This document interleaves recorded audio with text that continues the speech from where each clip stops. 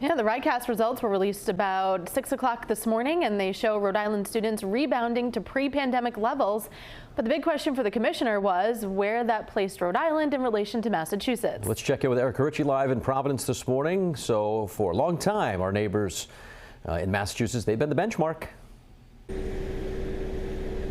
Yeah, they really have, Pat, and that's because they're the highest achievers in the nation with the highest assessment scores of any other state. And so our Governor Dan McKee challenged the Education Commissioner to meet or beat Massachusetts levels over the next 5 years. Well, she took it on, although admittedly pessimistically. Although these results today, though, she says, give her some hope. Well, I'm going to tell you, we didn't think it was possible to get to where we are right now. We were at 17 points. I mean, that's pretty amazing where we are right now. We continue to move the gap. And I'll tell you, in NAEP, fourth grade ELA, we went from being 25th in the nation to being 14th. So the gains that we're seeing are incredible.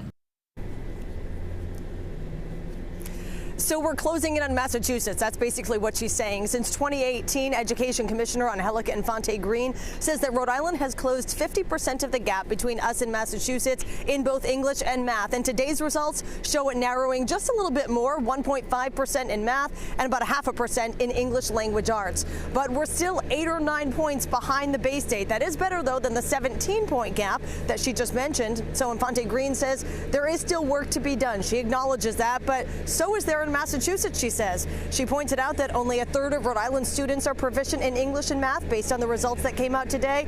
But in Massachusetts, that proficiency rate is only about 41%. So big picture, guys, both states, Rhode Island and Massachusetts, still have less than half of their students statewide proficient in English and math. Now, coming up top of the hour, we're going to take a closer look at those Rhode Island RICAS results that were released this morning, and we'll dive a little bit deeper into what those show. For now, live in East Providence, Erica Ritchie, 12 News.